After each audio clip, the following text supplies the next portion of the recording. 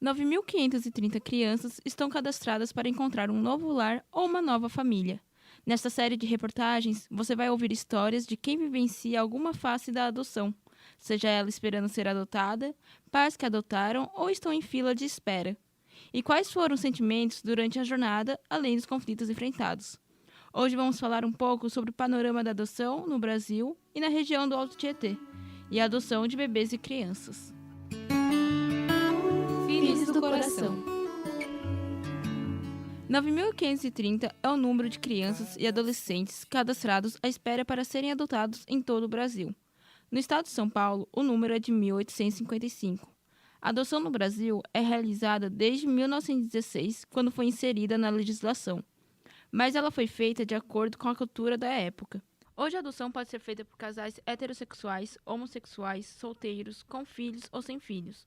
Uma das condições que o Estatuto da Criança e do Adolescente impõe é ser pelo menos 16 anos mais velho que a criança. Quando uma pessoa quer adotar, ela deve procurar a vara de infância e adolescente de seu município para encaminhar seus documentos solicitando a entrada para a fila de espera. A partir daí, haverá um procedimento para conseguir adotar uma criança. O tempo do processo vai depender e variar muito do perfil escolhido ou da criança. É o caso da Marines Grego. Ela e seu marido, desde o início do relacionamento, tinham em mente em adotar, mas só souberam a hora de correr atrás desse desejo depois que descobriram que ela não poderia engravidar por conta de um câncer no colo do útero. Assim, em setembro de 2011, entraram na fila da adoção. Foram 4 anos até que receberam a notícia que seu filho nasceu. Eu lembro que foi no mês de julho, em 2015, aí o telefone toca e, para nossa surpresa, era a psicóloga chamando a gente, falando que tinha nascido uma criança no hospital, né? Era uma menina e que era para eu ir lá buscar, que o juiz estava liberando, que a minha filha tinha nascido. Hoje, 3 anos depois da adoção, ela conta como está sendo ser mãe. Bom, agora essa alegria, né? Sou mãe. Processo de mãe como todas as mães, como todas as outras mães, né? Tenho a cirurgia, como se fosse uma cesárea. Tirei ela do hospital, fiquei 3 dias no hospital indo visitar, como se eu tivesse ganho. Saí do hospital com ela depois de 3 dias. Só não nasceu da minha barriga, mas do meu coração, da minha alma, com certeza. É, nasceu, né? Nasceu principalmente do coração de Deus, em primeiro lugar. Mas tem sido uma experiência realmente de mãe para filha, de filha para mãe, carinhosa, geniosa, líder, como a mãe mesmo. Tem as baguncinhas dela, mas tem sido assim uma experiência maravilhosa, experiência de mãe, não tem outra experiência. Para Daniele Coelho, o sonho ainda não foi concretizado. Ela está há quase 3 anos no processo de adoção e espera realizar esse sonho. Ela comenta da dificuldade da espera. A maior dificuldade, sem dúvida, é esperar, né? É um tempo muito sofrido, um tempo muito doído que só quem passa mesmo para saber, né? A gente sonha, a gente espera, a gente faz planos e de um dia para o outro esses filhos aparecerão, né? Mas enquanto isso é uma espera que dói bastante. Então a gente precisa tentar ocupar as nossas cabeças o máximo possível e descansar em Deus, crendo que Ele sabe o momento e o tempo certo para cada coisa. Porque se a gente não descansar, a gente acaba surtando mesmo, porque cada dia que passa é mais difícil essa espera, porque muitas coisas começam a acontecer. A Daniele Coelho e seu marido, Marco Túlio Machado, ficaram famosos após realizarem um ensaio fotográfico sobre a gravidez de coração e terem uma rede social chamada Grávidas do Coração e compartilharem suas experiências no processo. Não é legalizado isso mais, só pode dar para algum parente de primeiro grau.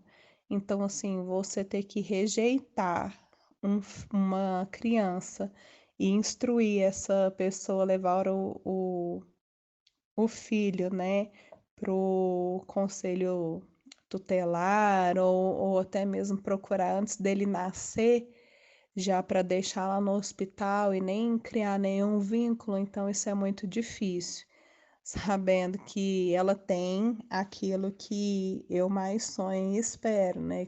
Por conta do ensaio, ficou mais difícil a espera, pois por meios alternativos, recebeu 8 doações de bebês de mães grávidas que queriam doar seus bebês. Mas isso não é um processo legal. Apesar de tudo, construir aquela família tão sonhada é muito gratificante e poder dar a uma pessoa uma vida nova é melhor ainda. O primeiro episódio do Filhos do Coração fica por aqui. Amanhã, no segundo episódio, a Tami Nakayama irá falar sobre adoção tardia. Não perca! Amanda Miwa, de Mogi das Cruzes, para a Rádio UMC.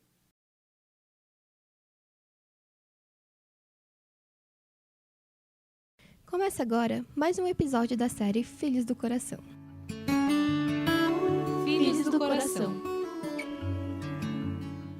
A adoção tardia é a adoção de crianças e adolescentes acima de 3 anos de idade e se estende até os 17 anos. Para muitos casais ou pessoas que têm a pretensão de adotar um dia, normalmente o perfil mais procurado é de crianças com menos de 5 anos. De acordo com o CNA, o Cadastro Nacional de Adoção, apenas 77,9% dos casais cadastrados só aceitam crianças até 5 anos, sendo que é apenas 2% o número de crianças com menos de 3 anos disponíveis em orfanatos e abrigos. O número é grande, e o motivo de tudo isso normalmente vem do medo da bagagem e de tudo que ela já viveu.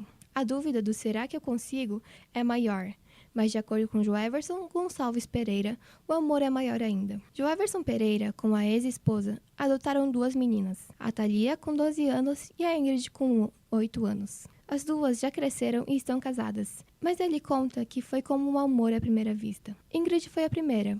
Encontrou sua futura mãe em um dia da beleza no orfanato e depois de 6 meses veio a Thalia e seu futuro pai a encontrou trabalhando no meio de um leilão que estava tendo em um outro orfanato. Joeverson Pereira compara a adoção igual à sensação de começo de namoro, que na primeira semana é tudo lindo e maravilhoso. Aí depois vai conhecendo mais e começa a bater uma preocupação. Mas depois ele continua falando que a gente, como cristão, a gente seguiu em frente, não tivemos medo não.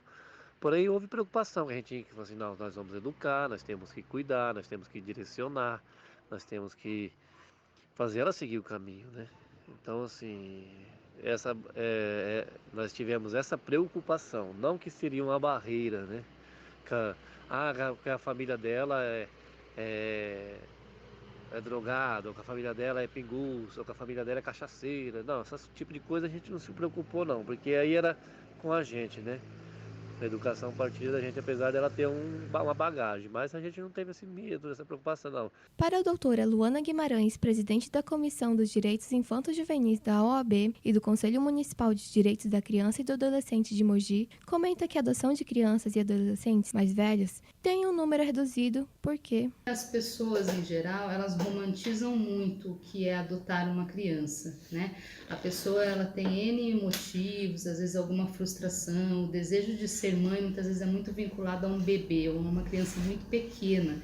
Então isso precisa ser um pouco desmistificado para que as pessoas, a população em geral, esteja aberta para fazer uma adoção tardia. E isso não impede que ela tenha uma convivência saudável no núcleo familiar, né? As pessoas elas precisam pensar no sentido de que ninguém vai ser uma borracha na vida da criança, mas sim um lápis, uma caneta capaz de reescrever uma nova história e poder inserir aquela criança ou aquele adolescente no grupo familiar. Ou seja, a adoção de bebês, crianças e adolescentes é a mesma coisa. O coração e o processo é o mesmo. Todos têm uma descoberta a se fazer quando se adota. O segundo episódio termina por aqui, mas fiquem atentos para mais episódios da série Filhos do Coração. Amanhã, a repórter Abida Mello irá falar um pouco mais sobre a adoção homoafetiva. Não perca! De Mogi das Cruzes, Tami Nakayama para a Rádio MC. Começa agora mais um episódio da série Filhos do Coração, com o tema Adoção Homoafetiva. Filhos do Coração. O conceito de família vem se transformando ao longo dos anos. Um casal composto por um homem e uma mulher já não é mais um padrão social. Entre os diversos tipos de adoção, a adoção por casais homoafetivos são um dos mais difíceis. Fernando Luiz e Marcelo Pereira estavam juntos há 5 anos quando decidiram adotar uma criança. Depois de entenderem como seria o processo, juntaram toda a papelada para dar início com a adoção em 2014. Mas só em 2016 que eles foram habilitados para adotar. Como o perfil que eles procuravam era bem diverso, foi mais fácil encontrar crianças que encaixassem nele. Apesar da idade máxima escolhida por eles fossem crianças de até 8 anos, seu filho João chegou para eles com 10 anos e a conexão foi especial desde o primeiro momento em que se viram. Eles contam um pouquinho como foi o começo da história com o João. Na primeira pernoite que ele veio passar aqui, no final de semana ele falou assim: eu posso chamar vocês de pais? Porque ele chamava a gente de tio.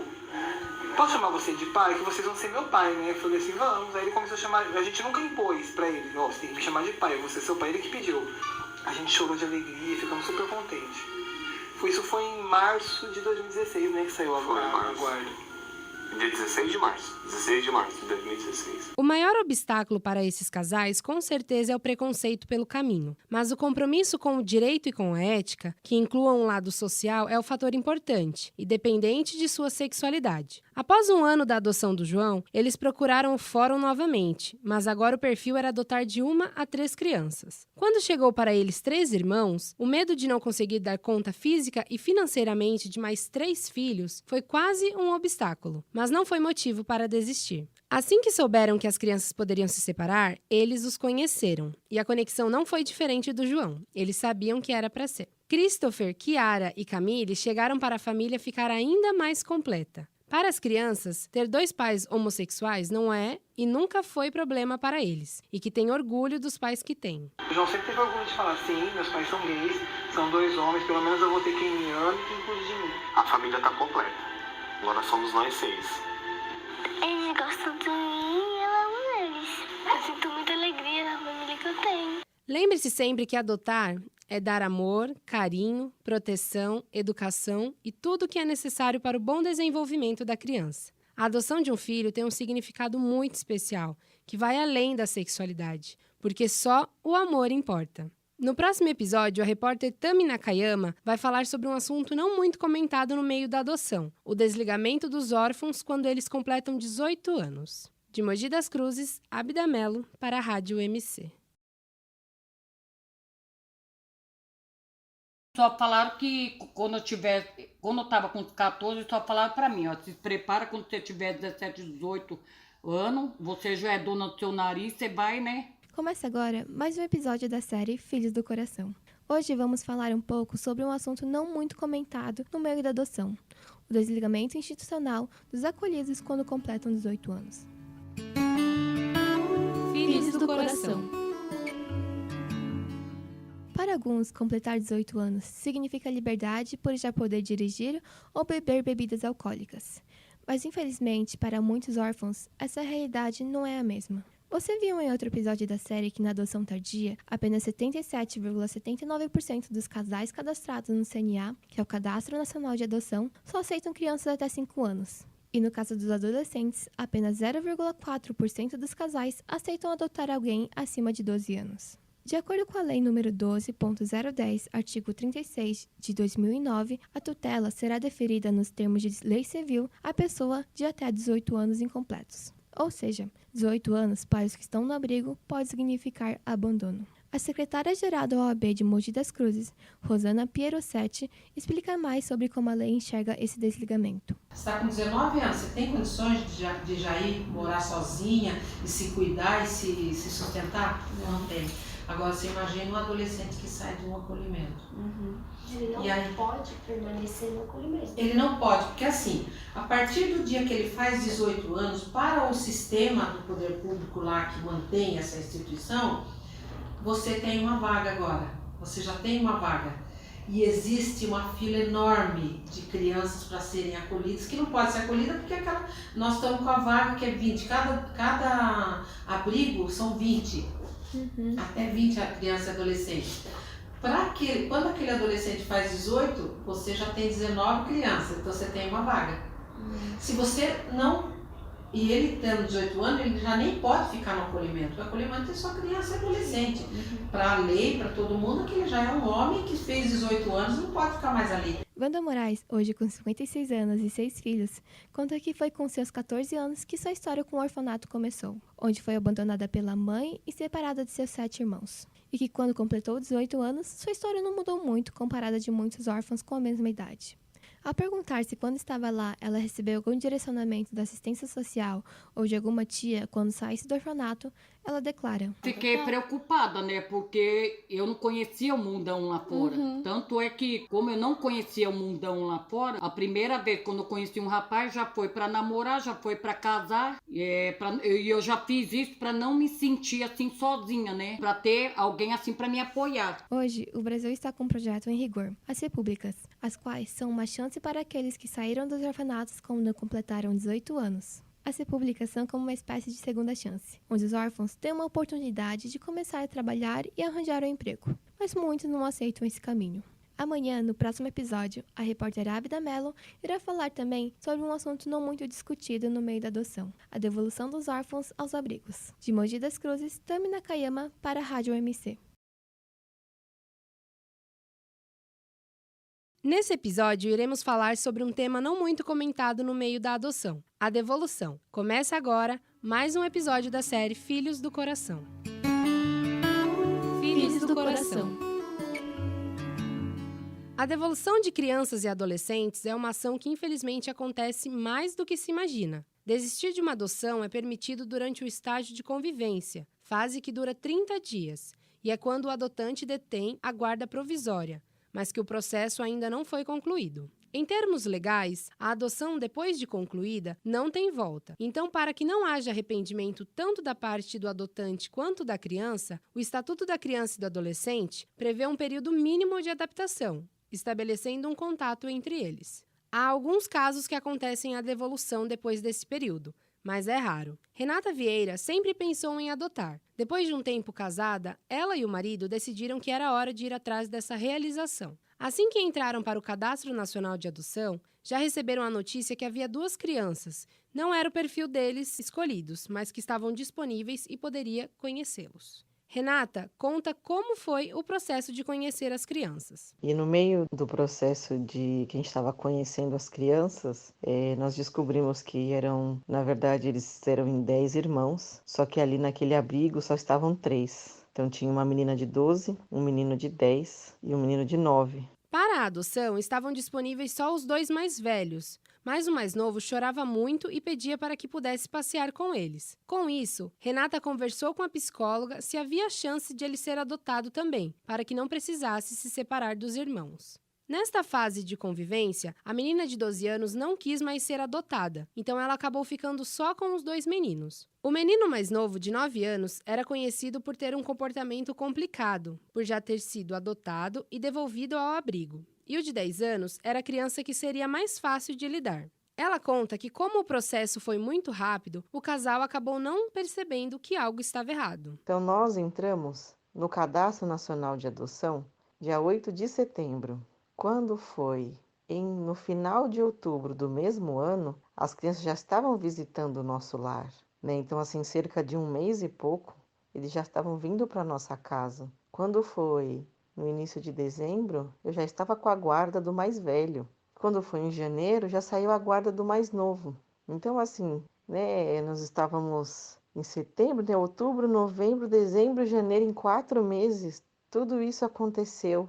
Após esse período de chegada dos meninos, o menino mais velho de 10 anos começou a ter comportamento diferente do que ele era no abrigo, causando muitos problemas dentro de casa, com atitudes ofensivas e violentas com toda a família. Renata e o marido acabaram decidindo que devolveria o mais velho para o abrigo e ficaria somente com o mais novo. Só que as atitudes do menino mais velho fez perceber que nós teríamos problemas muito sérios. E eu percebi que eles não tinham falado a verdade para mim no abrigo. Como foi pouco tempo de aproximação, não deu tempo de ver como ele era de verdade, assim mesmo, que ele tinha esses problemas, a gente poder tratar antes, ou poder ver como lidar com isso antes da gente colocar, antes de trazer ele para nossa casa, né?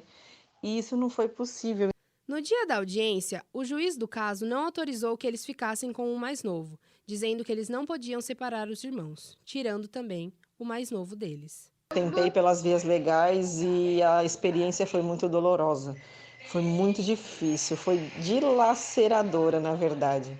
Até hoje meu coração ainda está juntando os pedacinhos de quanto ele foi quebrado naquela época, não só por mim, mas também pelas crianças, né? Porque não foi só nós que sofremos. Eles também sofreram, né? Com o abalo emocional que enfrentaram, ela diz que foi naquele momento que desistiu de ser mãe, que não era para ser. Sem saber que após 22 dias desta audiência, descobriria que estava grávida de 2 meses. O casal e a criança mais nova se falaram rapidamente através de uma chamada de vídeo após a devolução. E ele contou para ela que estava com a família dele, junto com seus irmãos, e que estava feliz com eles. No próximo episódio, a repórter Amanda Miwa irá desmistificar os mitos e verdades sobre a adoção. Não perca! De Mogi das Cruzes, Ábida Mello, para a Rádio MC. Quantos mitos e verdades circulam sobre a adoção? Em conversa com pais e futuros pais adotivos, eles nos contaram alguns mitos e verdades que contaram para eles durante o processo da adoção. Está começando o último episódio do Filhos do Coração. Filhos do Coração. Quando você vai fazer algo desconhecido e pede por opiniões, muitos veem como verdade, mas também há mentiras. Com a adoção, não é diferente. Ao pesquisar sobre o assunto, será encontrado várias pessoas comentando. Mas será que é verdade o que está escrito ou o que é escutado por aí? Quando alguém adota ou quer adotar, uma preocupação grande é: vou ter problema até o resto da minha vida, já que para as pessoas, ter uma criança não biológica é sinônimo de problemas. Mas não. A psicoterapeuta Domitila Miranda comenta sobre isso. É muito comum as pessoas terem um pouco a sensação de que a criança adotiva necessariamente tem problemas emocionais. É como se ela fosse dar trabalho mais do que as crianças da idade dela dão, porque ela foi adotada. Não é uma regra. Ela fala também sobre as crianças na escola. A criança adotiva vai dar problema de aprendizagem na escola, tá? Muitos professores, quando sabem que vão receber no ano seguinte aquela criança que é adotiva, já ficam lá de anteninha em pé, do tipo, vou gastar energia. Olha, isso não tem nada a ver, tá? É possível sim que essa criança tenha dificuldade de aprendizagem, mas o percentual de crianças com dificuldade de aprendizagem adotivas ou filhos biológicos é o mesmo, cara. Para Daniele Coelho, o que a incomoda é a culpa que colocam nos pretendentes. Todas as pessoas colocarem a culpa nos pretendentes, como se todos os pretendentes quisessem crianças brancas, de olhos claros e bebês. E isso não é uma verdade, né? Então, as pessoas me falavam que, rapidinho você vai adotar, você quer criança maior, não faz questão de ser bebê, rapidinho você vai adotar. E isso não aconteceu. Então, colocam muita culpa nos pretendentes. Outro mito que muitos acreditam é que ao adotar, a instituição irá te obrigar a adotar mais de uma criança. Isso não é verdade. Nada acontecerá sem a sua vontade. Porém, no caso de irmãos, na lei é proibido separá-los, mas tem exceções. A doutora Luana Guimarães explica sobre isso. Não, assim, a lei ela tem um artigo dizendo que é proibido separar grupo de irmãos, a não ser que essa medida seja excepcional. Então, se houver algum excepcional risco para a criança ou alguma outra situação que permita ao juiz desmembrar esse grupo de irmãos, ele pode desmembrar, desde que a família que adote o grupo de irmãos, ela se comprometa a manter sempre o vínculo familiar. Então, a família A e a família B que adotam um grupo de irmãos, elas têm que se comprometer de estar sempre fazendo com que os irmãos tenham contato um com o outro. Mas não é necessariamente uma proibição, é uma vedação legal que visa que o grupo de irmãos fique sempre junto, né? Então, isso também precisa ser encarado pela justiça de uma maneira mais clara e mais objetiva, de forma a não obstruir a adoção do grupo de irmãos, mas sim permitir que cada vez mais a gente consiga liberar crianças para adoção nesse perfil. Vale lembrar também que não existe nenhuma lei obrigando a família do coração a ter contato com a família biológica. Isso vai de cada família, tendo em mente o que é melhor para a criança. O Filhos do Coração chegou ao fim. Este foi o último episódio. E para fechar com chave de ouro, uma frase da autora Cristal Vick. A adoção é outra forma de gestação, aquela que ao invés de inflar a barriga, infla o coração. Amanda Milwa, de Mogi das Cruzes, para a Rádio OMC. Filhos do Coração.